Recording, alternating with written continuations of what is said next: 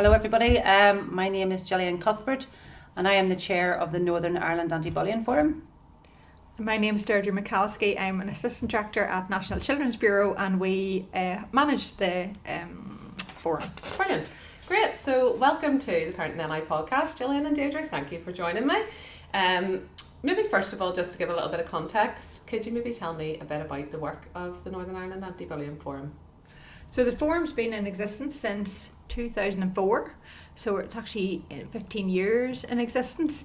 The primary aim of the forum is really about bringing together all of those organisations, if they're statutory or non-statutory, so the voluntary community organisations who have a remit or an interest in reducing bullying and creating safer, more positive environments for children and young people to learn and grow and reach their full potential. So I suppose for people looking in, that looks most like Anti-Bullying Week on the outside. We run that week in November, which is a lot of activities, loads of things going on in schools, lesson plans, assemblies, materials being made available to them. We have an annual competition, which is usually art and writing, creative competition for young people to engage them in the topic. And also that's a really good way for us and forum members to find out about what's happening in schools, what the issues are that children, young people and teachers or parents are bringing to us.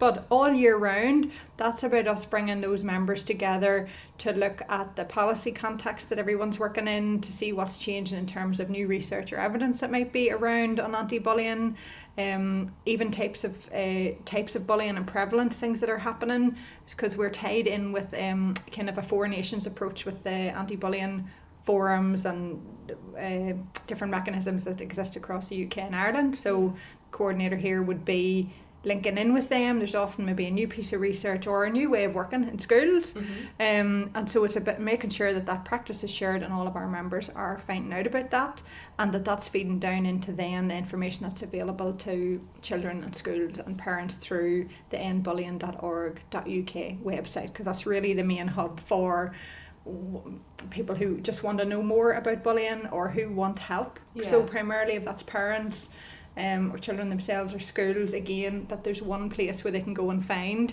the most appropriate source of advice or guidance, and in lieu of that they're lifting the phone to us and we're helping get them to that person or service as quickly as we can. Yeah, and that's actually quite nice. We lead in because one of the things that in preparation for this I've kind of been looking through on the website was the Parents and Carers toolkit, which is really useful.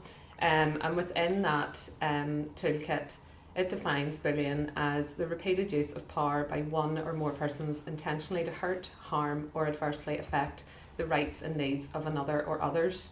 And it also states that bullying has three key elements. So that would be repeated behaviour over a period of time, an imbalance of power, and intentionally hurtful behaviour. It also highlights that bullying is not a disagreement or falling out, a one-off fight or argument, someone being nasty through ill thought, word or action, or a relationship issue where maybe just children need to learn to get on a little bit better. And so it strikes me that it might be quite difficult sometimes for parents to maybe identify bullying behaviour, because I don't actually have any children myself yet, but when I think back on kind of my own experience maybe growing up, kids can say hurtful things sometimes, and there's maybe a lot of, particularly like secondary school, a lot of banter maybe kind of bandied about that maybe looking in someone else might think might be bullying behaviour, but then again others might not think it is. So I wonder if we could maybe talk a little bit about how parents can identify bullying or know the signs of maybe their child might be being bullied. Okay, so whenever the word bullying is sort of said within parents, within parent groups, etc., it has this sort of an immediate reaction of parents. This is a particular type of behaviour. So sometimes we get very much the parents believe what we call unacceptable behaviour. So it is that the hit, the kick, the punch, the nasty word, etc. Parents can sometimes think that is bullying, because we don't want to see our children hurt. You don't want to see our children experience in those sort of situations where it causes them pain, emotional upset, etc. And we can sometimes link that straight away to bullying. So it's been very clear from the beginning that there's a very distinct difference, and you've said it very well at that beginning in the definition. So on that unacceptable behaviour of hitting, kicking, punching is not appropriate, it's not on, and that's dealt with within the school's positive behaviour policy. And again, it's very much age related and ability related. So a lot of our work that we do with our very young people, in nursery stage right up until foundation stage, is very much about, you know, building relationships, how we talk to each other, because young people need to learn these skills. They need to learn how to deal with difficult situations, how to deal with big emotions. Yeah. And sometimes young people will lash out, you know, and that's a difficulty. Some children, again, who may have special educational needs, autism, etc., you know, they have challenges in understanding the impact of other people's behaviour on theirs and their behaviour on others. Mm-hmm. So seeing it as the bigger picture. Bullying, yes, as you sort of said there, is repeated, intentional and targeted, Mm-hmm. and very much that it can come in different forms and repeated. So a young person could experience one person from each of the class saying a nasty thing to them. You know, it's the same sort of behaviour. Is that bullying? Because it's one person doing one thing. I always look at it in the sense of the young person is facing a difficult time. You know, they're having a challenge, and it's about really focusing in on that. What strategies can we put in place, interventions to support that young person in those situations? Yeah. Then we've got the side that sort of transitions then from unacceptable behaviour to bullying behaviour, and that is very much the repeated side of things, the intentional and targeted, set out to actually, you know, to hurt that person, doing it on purpose, going out of their way to say nasty things, do nasty things, send messages, and very much towards that particular person. So, and again, it's about really empowering our young people to realise that they all have a part to play. So in a bullying situation, we see it, as you said, as banter. You've seen it going on, and we all have different roles to play within that, because we have the person who is the instigating, the person displaying the bullying behaviour. You've got the other person who'd be egging it on and thinking it's funny.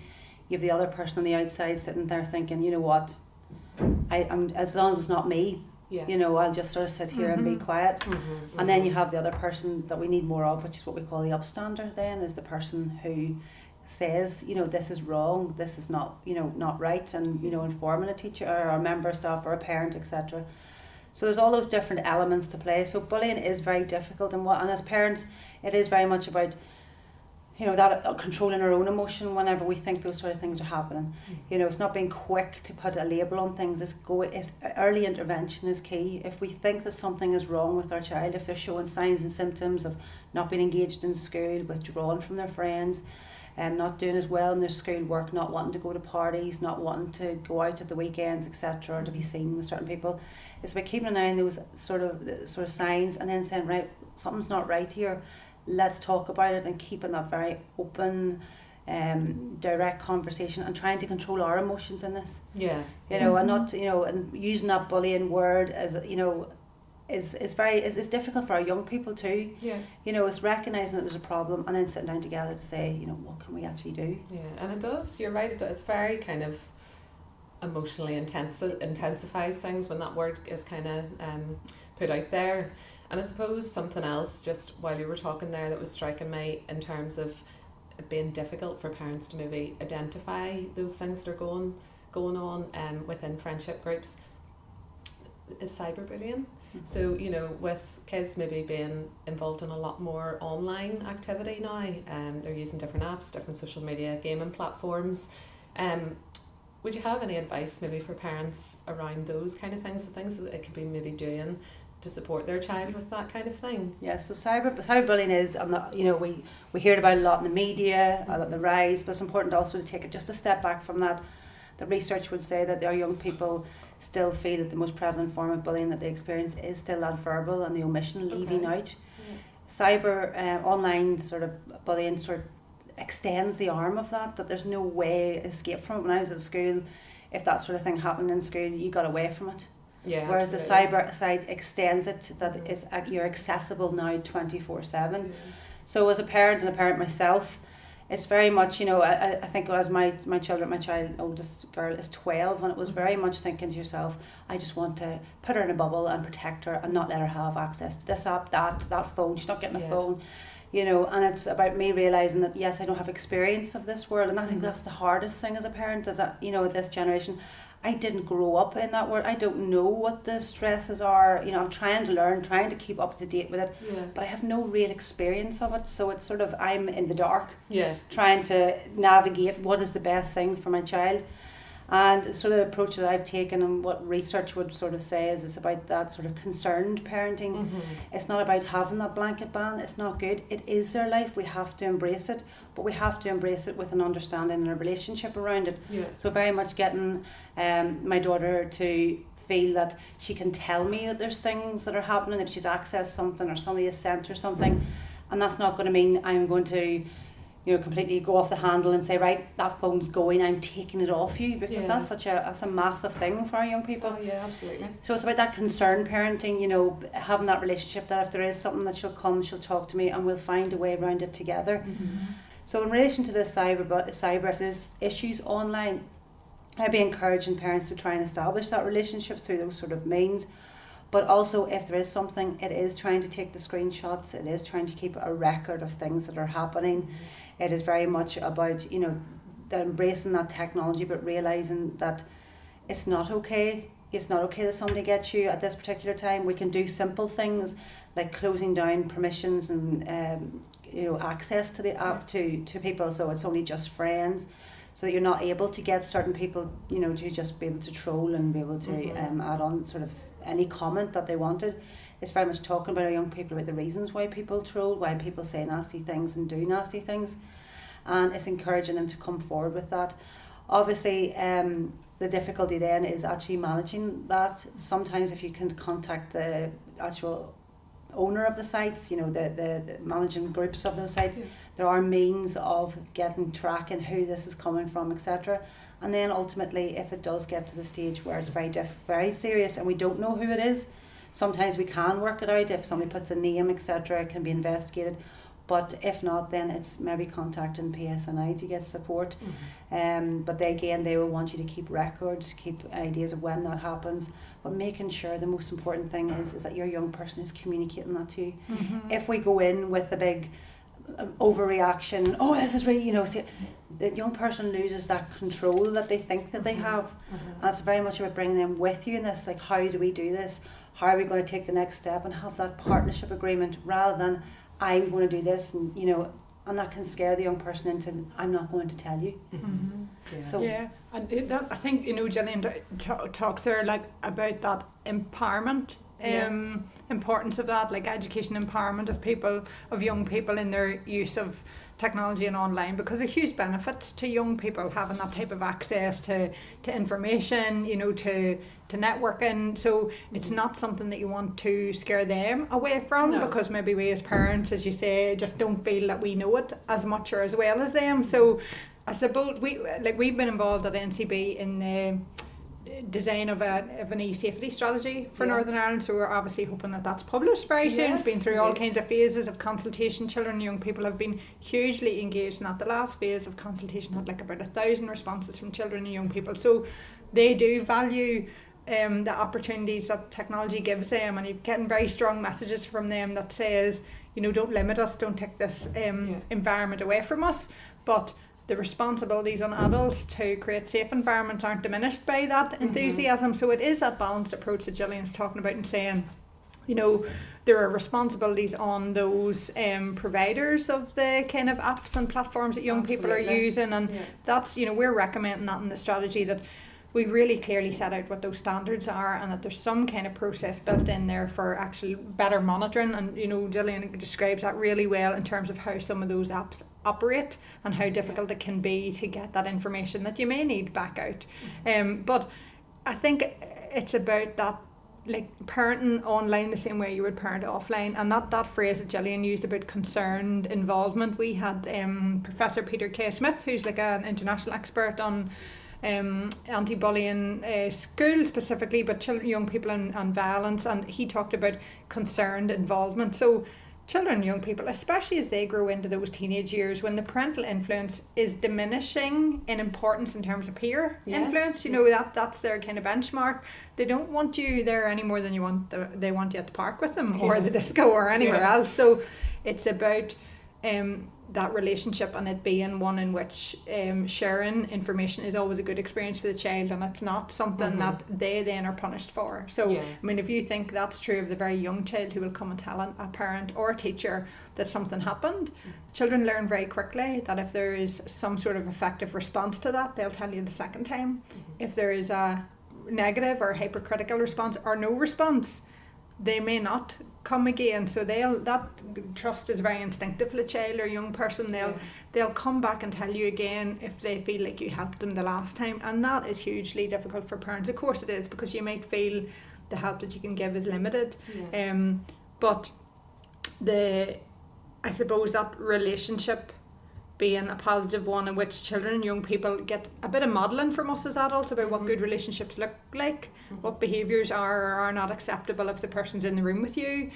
Again, I think if we don't take that gut instinct away from children and young people, it's very, very strong. And if we respond to it, I think it can stay strong, where they know that was not okay. That's not okay, and the approach that somebody made and what they've said to them, what they've asked them to do, they know if they feel uncomfortable, and then we have to have at least reward that with, that's the right thing to have done, and you are right. Keep telling them that those instincts are right. And then there's a very different line here in terms of it's in the way that Gillian described unacceptable behaviour up to bullying, that the after that into criminal into harm and things that they're not bullying, they're criminal matters. And I think in that online world, sometimes in the conversations we have about them, that's all mixed in as well. And I think that only feeds into parental fear a bit online, because they think some huge harm or abuse will come to my child. That's not bullying, that's abuse, so it is finding those spaces and places of what is happening, and then who might be able to help me with that, or what might be an effective strategy, but not being afraid to step up to say, no, that this isn't just bullying, this isn't somebody at school who's not put their name on Snapchat. This is an unknown person who is causing or potentially causing harm to the child. So there's all kinds of responsibilities here at different levels of adults, whether we're the parent or an authority, as we step up. But sometimes it's really simple, those things. We're talking to a group of parents recently, and the friendship group where they had agreed a cut-off time for a small group of teenagers who were quite friendly in terms of phones in the basket or phones downstairs, and parents doing it as well, because it's the feeling cut off from your friendship group that really young people are telling us causes them anxiety. I got my phone taken away but nobody else did, and you're now isolating me and you're making me the target. I am going to be open to humiliation now because I'm not allowed my phone, whereas if everybody wasn't allowed, it was easier. So it's a really balanced approach and being able to negotiate some limitations on the use of a technology that don't feel to the young person like you're not on their side, therefore they'll keep those activities away from you, because so that it's hard, but it's maybe that balanced approach and trying to keep that communication open. Okay, so let's take it back to where bullying can maybe more traditionally take place, and that might be in schools. So would you have any advice for how parents can address this with their child's school, and what would be expected from them in terms of looking after pupils in this respect? Okay, so when it comes to a bullying situation, if a parent is concerned about the welfare of their child, etc., it's very much, first of all, sitting down with their young person, finding out what is actually happening. So equipping themselves with the knowledge and understanding of what's been happening. And it could be that the parent decides just to monitor it for a wee while, but keeps a record of anything that the child is saying, etc., or telling them. And that's very much about can maintain those relationships with school, making a point of contact, first of all, with the class teacher to discuss those concerns, to see if they have noticed anything, if there's anything that they've already put in place, or any difficulties that the young person is facing, and have that open dialogue. Even from the lowest level to the highest level of bullying, that is the most crucial thing, maintaining that relationship with the school, maintain that contact with the school and updates to find out what both sides can do, what a parent can do, what the school can do to support the situation. If the parent has approached the school and they have discussed it and put interventions, well, and again, it could be that they say, actually, it's unacceptable behaviour at the minute, but we're monitoring it. That's okay. You may feel very strongly that it's bullying, etc. But it's very much the school can only deal with the information that they have in front of them at that time. Okay. And that's why that information is key, keeping them posted on things that are happening, and as well as creating that awareness so that lunchtime supervisors, caretakers, teachers, classroom assistants can be aware and to monitor the situation so that they can look at interactions in the playground or the classroom and feed into that knowledge base for the member staff, because that ultimately will affect the interventions that a school would use. I'll talk about those in a wee second. If, for example, then if you have dealt with that and you feel that actually nothing is changing, nothing's improving, the incidents are still happening, then I would be saying you make a meeting then with the principals of the school. You can either do that by, again, following the school's protocols or policy, contact the school, write a letter to the principal, and then go in and discuss that with the principal. That may then focus in again on interventions and that you hear as well what the school are actually doing. There's a difficulty in this situation if it is involving a group of young people or another young person. We can only be told the information that's relating to our child. So the school will be doing things in the background to support maybe the group of young people or the other children, but under data protection, child protection, we can't discuss that. So that can be quite frustrating for parents sometimes, and they can often feel they're not doing anything for them. The school will be putting things into place. And then ultimately then the stage within the school policy is if they're not happy, they can write a letter to the Board of Governors and get that dealt with through the Board of Governors, and then further on from that is the Ombudsman and remain making that complaint further. Through the NIABF, we created what we call the effective responses to bullying behaviour. That came out in 2014, and that was very much looking at a staged approach to bullying. So as we all are aware, early intervention strategies work best. So the sooner we know, the sooner we can put supports in. So there's a whole raft of things that interventions that a school can select and use from. And again, these are not just for bullying situations. As I said, it's very much about if there's a relationship issue, it's very much coming at it from that restorative side. So the interventions are very much will be based on individual situations. It could be that the child just needs a check-in with an adult. It could be that at break time, dinner time, this is where the incidents are happening. So therefore it's looking at a whole school approach. It's looking at what do we do at break times and dinner times. Is there structured games? Is there, could we add in some more structure to reduce those sort of behaviours? So there's lots of things that could happen within the school. But what I see as well is a very powerful thing, if I've used this with my own children, is as a parent, whenever you have a child who's come home saying that they've been bullied or something isn't happy for them, etc., we have this awful urge as parents that we just want to know, because you're putting your child into a school, they're having all these interactions and you want to keep them safe, but you don't have that knowledge. So your child comes in and the first thing that you say to them is very much, so did they say anything to you today? Yeah. Were they mean to you today? And you're sort of like, and that's because you want to know, you want to just settle yourself, because your anxiety and worry, and it's going against your grain no matter how much you want to know. So it's trying to flip that onto the more positive side of things, because if we dwell on those negatives, then our children are going to think about that, whereas that could have been 1 or 2 interactions in a day when they had about 50 other really positive interactions. And it's how we focus them into what they're seeing and why their filter of focus on their day. If we go straight into that negative, it's going to impact on the negative. So it's very much asking your child. I sort of sit at dinner time and say, tell me something that really good that happened today. Tell me something that made you really happy today. Tell me something that you did well, or tell me about something that you were nice to. Yeah. And that sort of opens up. And who we came to today and who came to you. Yeah. Because you really you want them to see that, because with positive psychology and all that, if we get up in the morning and we think that everything's bad, it will be. Yeah. So it's trying to flip that focus onto the positive psychology that yes, this is a very difficult thing, but there's other things that are going on well in your life too. And I think as well as that, as a parent, it's another piece of something that worked for me really well was whenever you face difficulty, you want to tell your child, just ignore them. I know my mum has said to me when I was a child, just ignore them, just walk away. And you're sitting there going, well, yeah, you could do that. But is that going to help that child in that situation? Is that going to make a difference? Because again, as I go back to, bullying is about power. If you accept that and walk away and you head down, you're giving that person power.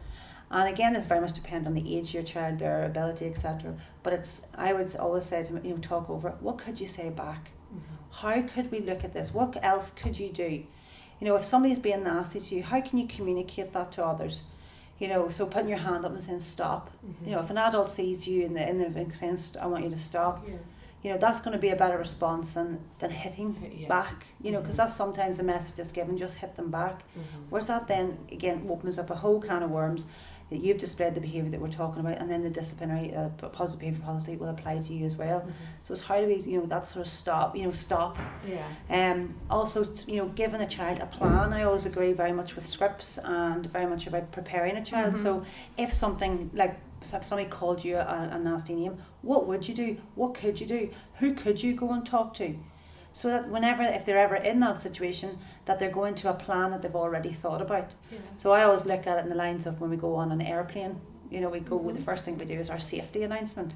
So we know that the life jacket's under the seat. We know that the air is going to come from above. We've went through it. It's the same thing for situations like this. It's preparing our children, and I have done role plays with my children, because as well as that, they don't often get tone of voice, body language, and it's sometimes practicing. And I know I've had my own daughter, you know, especially when she was prepared, she was a bit worried about people calling her names when she went to big school. This would change the transition time. I was like, well, okay then, if that worried you, well, what would you do? So I call her a name, and then she'll say something back, and I'll say, well, what did you think? You know, is that something that's useful to say? You know, did you say it strong enough? So we work on tone. What did you look like? 'Cause if the shoulders are down, the head's down. You know, it's trying to empower her body language wise, because sometimes it's about looking confident, even though inside sometimes you're dancing in your stomach, and you're but it's about that air of confidence and saying, no, I'm not actually, you know, do not speak to me like that. And then it's matching as well. Sometimes you want to, you know, react with the same type of language that somebody has said to you, and saying, no, that's not appropriate. So it's what could you say, and how could we say that in a way that's, you know, acceptable for school, etc., and acceptable to tell that person and to stop that power. Yeah, so within the parents and carers toolkit that we mentioned there at the start of the episode, there's lots of tips and advice for parents on kind of building confidence with their child and self-esteem, and also the different strategies that parents can maybe use to help prevent bullying. And one of the things in there is called Worth a Rethink. So could you maybe tell us a wee bit more about that strategy? Worth a Rethink is one of the strategies that was in the effective responses that we use within schools. And it's very much about changing thought processes. And very much like what I talked about previously in relation to what else could I do. So the rethink is in two sort of stages. So the first thing, and I guess about finding the language that works, it's not about just answering each of these questions, it's having that natural dialogue, you know, with your young person and being able to talk about sort of things in relation to their age and stage of ability. So if I was doing Worth a Rethink now with my own daughter, so say for example, she's a primary school child and somebody didn't want to play with her in the playground. So she came home from school today and she was really worried about it, and we talk and we say, okay then, so tell me what's happened today. So this is like, again, another restorative thing. So she could say, well, Sarah, my friend, wouldn't play with me in the playground today. And I said, well, what did you think about that? Well, how did that make you, you know, what did it make you think in your head? I've got no friends, nobody likes me, I hate school, I don't want to go out to play stuff, you know, and then they'll have that natural conversation, and then it's moving it on to, and whenever you feel that whenever someone doesn't want to play with you, how does that make you feel inside? So very much about emotional intelligence. The emotional intelligence with our young people is actually lacking and reducing that understanding of these big emotions that are happening inside them. And that's why, you know, as parents, you know, we need to increase our language on that. So very much, if you talk about feelings, everyone talks about happy, sad and angry. There's bigger feelings out there. There's the, you know, anxious, scared, excited, frustrated. You know, it's us having that language too, so that we can help them to label those feelings. So those big feelings are happening inside. People talk sometimes about, the red mist. You know, we have to, it's not about that, it's about you're feeling frustrated. I can see in your body language you're feeling really frustrated, or you are really excited. Look at the way you're jumping up and down, you know, that's wow, you're so excited. You know, it's us being able to, in natural experiences within life, be able to label those feelings, because when it comes to talking about feelings, then the young people have a better understanding of the broader range, and that these feelings are normal and they're okay and they're only temporary. And it's not going to be like that forever, and we can do things to change those feelings, you know, because you can go very quickly from happy to sad, excited to frustrated, and that's okay and normal. So you talk with them, how does that make them feel, And then you say, well, what did you do then at lunchtime when you've had nobody with friends, nobody wanted to play with you? What did you do?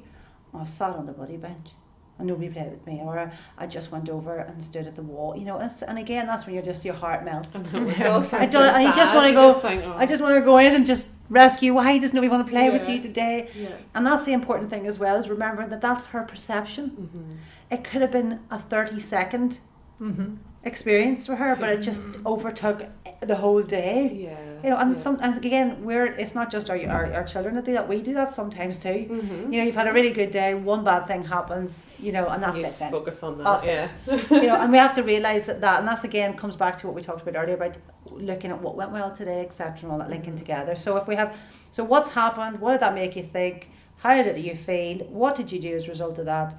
And then, the consequence of that was that, and you'd sort of talk that through and say, so Sarah didn't want to play with you, and you felt really sad, and you stood at the gate, and that means then the consequence that you felt very alone then at break time. Okay, that's a really big feeling, and sit with them in that feeling. It's not that you're going to go in and rescue, and recognise that where the child is at, recognise those big feelings of that would make you feel sad. Yeah. Okay then, so what can we do? And then it's about doing exactly the same thing again, going through the questions, but trying to find another way of doing it. So it's trying to teach them other things to do. Yeah, giving them options. Give them options. And that could be the same conversation that you have with an older young person. You don't feel as if you have to use every single thing. It's getting the structure of what happened, how did it make you feel and think, and as a result of that, what was the outcome of that? What was the outcome? So let's see if we can flip it. What else could you do? So it's equipping our young people with other options, strengthening them to try and have the confidence, giving them the language that they could use, practicing those scripts with them so that they are able to maybe go and even ask. So some children really struggle with just asking somebody to play. So I'd be suggesting then role play with them. So say them, right, okay, and that can happen naturally within, if especially younger kids, if you're doing role play and creative play at home, or it could be just saying, listen, I see there's a difficulty with that, let's practice with that. And it is a bit weird, like my daughter did look at me a bit weird sometimes when I was sitting in the front room calling her names, and she's going, but Mum, I was like, it's letting her know she's safe to do it, and she's safe to try, and that nobody's going to judge, that it's learning, we're all learning.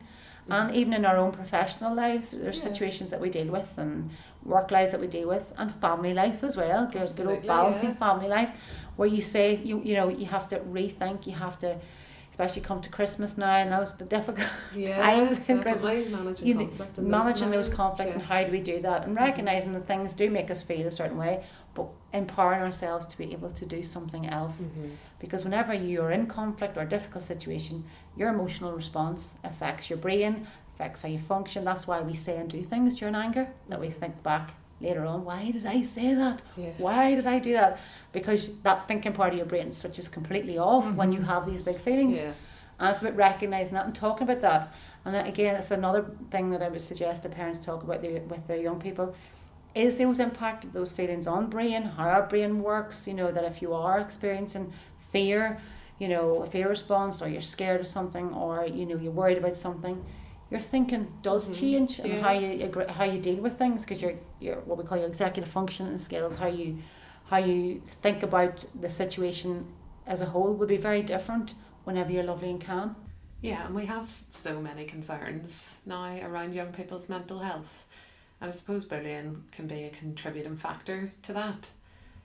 So everything that you're talking about there in terms of managing emotions, encouraging your children to think about their emotions so they can identify those, it's all really important. It's acknowledging all those changes in childhood as well. We were talking earlier about cyberbullying and saying we didn't grow up in this world and we don't know it, but childhood looks so different than it did even one generation ago. So some of those things that are impacting, and it's really interesting, as Gillian says there, a lot of going back from the behaviour back to the feeling and back to the thought, even naming those, that behaviours come from feelings and feelings come from thoughts, and then thinking, where did I think that? Because one of the most powerful things you can say is that not everything you think is true. It's really not, and we know that, as you describe it there in anger or anything else, not everything you think is true, and being able to unpick that and realising that we often end up in situations where, as Gillian describes it there, the thinking bit is cut down, and having those plans or something to go back on is brilliant. But the childhood that our children are in, like some of the differences, like even in terms of how where children have opportunities to develop those problem solving skills, coping mechanisms, their resilience, their self-esteem, the opportunities are very different, and there might be new ones, but there are some that feel like they're smaller. So when we were younger, there were significantly more opportunities for children in mixed peer groups, so children of all ages. I mean, if you were 12 and you have a 6-year-old and a 4-year-old younger brother and sister, you better have come up with a game that they were going to be able to join in too. Yeah. You know, you have to manage that. You could have been out playing in the street with 2 12-year-olds, a 10-year-old and a 6-year-old. You're like, what are we going to do here? Yeah. So there is a wee bit of managing and a more opportunity to understand those different abilities that come with age, where now so much of children's activities are age grouped. So we would nearly have a fit of a 6-year-old and a 12-year-old were put together in the one environment. We're saying that's inappropriate. They need to come between 6 and 7, and they need to come to the activity between 7 and 8. So much of our children's activities are adult led. They're in groups, they're in activities, they're in clubs where the entire activity is directed for them. They come in and the adult tells them what's going to happen, or they direct the activity until they go home back to the care of the other adult. We were out in the street going, we'll figure it out until it's dinner time, and come up with things, and a lot of them children's play, physical play environment is their own. My computer and your computer and your computer. So that natural sharing, or figuring out if you've got it and now what am I going to do till you get it. It's seeing that some of the natural play environments for children look very, very different, and so we can't just presume that they will get those same opportunities to develop problem solving skills and some of the thinking that you might otherwise, or coping that you might have had to do. Like as parents, yes, we do feel it. You don't want them to be sad, so you jump in and rescue and fix it and give them something, or take them somewhere, or make it better by. But we've actually maybe robbed them of the wee opportunity to find their own way. And you know, when you make that connection to mental health and say, how positive is it that something as simple as Gillian sitting in the living room with a cringy 12-year-old doing her role play is giving her the tools for the next problem to know and have that confidence in herself that she might be able to figure it out. So it's a wee bit about being kind of prepared as well, and preparing your child for just life, I guess, those life skills, because as you say, it's not just bullying in the playground. You grow up and you're managing different conflicts throughout your life. But something that maybe people don't prepare for or might find difficult is if we flip that, and what if your child is displaying bullying behaviour? How can parents maybe manage that or deal with that? Okay, so it's, you know, a lot of research would say that if a young person is displaying bullying behaviour, that they can have, you know, experienced bullying themselves. So I think it's about looking in the grand scheme of things. You know, it could be that your child has gone through a bullying experience and been bullied, and therefore then later on has maybe displayed those bullying behaviours. So it's looking to see what the history is. You know, why is a young person exhibiting behaviour like that? Is there anything going on in that child's life at the minute? You know, that they feel out of control, that they feel that things aren't going for them, you know, right? Or, you know, there could be lots of different issues that a young person is experiencing. So it's very much looking at what is happening for this child. You know, what would be, is it their understanding? Is it that they have difficulties with relationships? Do they need support with forming relationships? You know, with sharing, with being able to let somebody else take control? Because whenever you have a difficult situation, we all do that. We take the control and we want to hold on to everything really, really tightly. And for some young people, it's about learning to let go of that, you know, learning to trust other people. If your child is experiencing those, again, calming yourself first of all. It is a difficult situation to deal with. We don't want our children to feel that way, but it's very much about, it's the behaviour that that we're having a challenge here, not you. It's about detaching the behaviour from the child. It's this behaviour we don't like, and it's this behaviour that we need to change. And how do we do that? And I guess, as I say, it's the school will work, but you know, through the effective responses, our resource very much looks at the interventions for both the child displaying bullying behaviour and the child experiencing bullying behaviour, because both of them need support. So if we want to change behaviour, if we want to resolve the situation, both young people need support to be able to look at why a lot of young people don't realise the impact that their behaviour is having on others, and that needs to be explained, and they need to understand that through social stories, whether it's through think time discussions, etc. If they then recognise that behaviour, then it's about then strengthening it and building it with anything new. You know, if we were trying a new skill or whatever, it's going to take time. I think it's what some research would say, 21 days, you know, in order to change a behaviour. You know, and again, but what level is that behaviour? Is that something that the child's been experiencing for years? So obviously it's going to take an awful lot longer. So it's about giving time to it, giving reassurance and support to the young person. Is it self-esteem, confidence with this young person? Is it that they are feeling weak and trying to mask it with something else? So it's about how could we help that person, you know, with self-esteem. So again, come back to positive comments, looking at things, catching them being good is one of my favourite behaviour strategies. You know, it's very much go back to, you know, children who have challenging behaviour. We know they've challenging behaviour. You know, we get lots of lists of what sort of things, the challenges that we have. But it's about saying, right, that's okay, but what is it that they're doing good? Where can we focus that on? How can we build that and develop that further so that we reduce all these challenges and start focusing on that positive? And it could be then with the school, it could be that the young person is having those difficulties, and it's about using our code of practice and systems within schools to support that young person to get that extra help. And again, with any sort of situation, if you're concerned, whether, you know, for your child's mental health, whether it's their behaviours, etc., it's then sometimes worthwhile visiting your GP, because there could be underlying situations that we're not aware of and difficulties, and that further support can be, you know, maintained through that. Yeah, and that it's interesting, the label and like the NIBF materials and everything that Education Authority and all of the other partners have had to produce has steered the language away really effectively from that label of bullying, which was the bully, which was really common, you know. Perpetrator's another word that you know, and when you think that that children live up or down to the expectations that we have of them, you know, you can look back and think of that harsh or hypercritical parenting style or teaching old authoritative teaching style or anything else that exactly as we talked about before, you know, if you concentrate on the positive or the negative, that's literally how the brain works. You know, that is how the pathways will be developed. Those messages, if a child hears that about themselves and that is the expectation of them, that is a place where they rest into. And looking from the outside, you can think, oh, you see, I told you. I know you told them as well, and that's how they come to be, because literally the brain fires up all the neurons and they make pathways between each other and they get to be like concreted over like the motorway. If you just keep, you know, giving the same message and the same message, that literally gets to be like a concrete bridge, and it's very hard to take it away. So it is about those environments, and sometimes it's about that homeschool piece as well, about the children getting the same messages, and that piece about the bullying behaviour I think is really powerful, because when we talk about saying any behaviour, we talk there about behaviour comes from feelings, come from thoughts. Well, so it is true of the bullying behaviour as well. And every behaviour is a response to some kind of stimulus, something, you know, as you said in work, or somebody does something, then there's a pattern. So you're trying to get in between the stimulus or whatever it is, the first thing was that kicked you off, and the behaviour. And for any of us trying to change the behaviour, you have to get opportunity to practice that.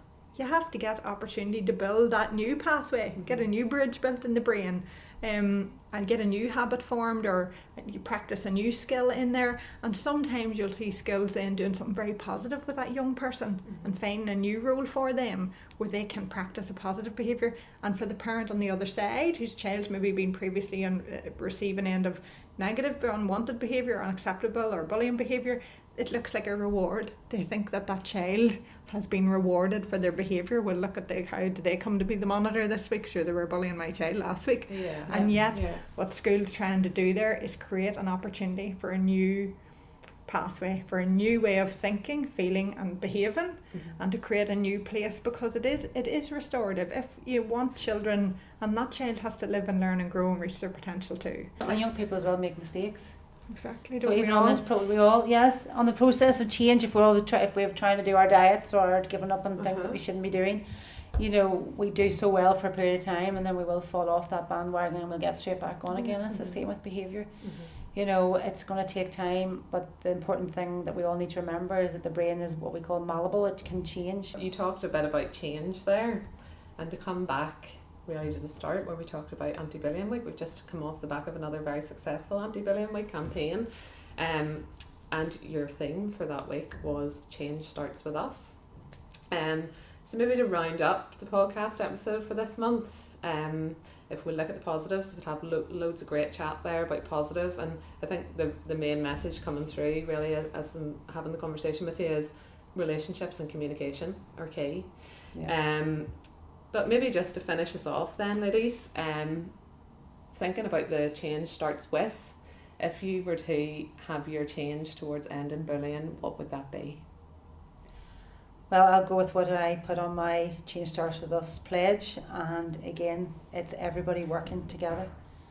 It's about parents and schools working together, schools and parents working together, education authority, volunteer organisations. It's the whole community working together, and it's recognising as well that we all can make a difference.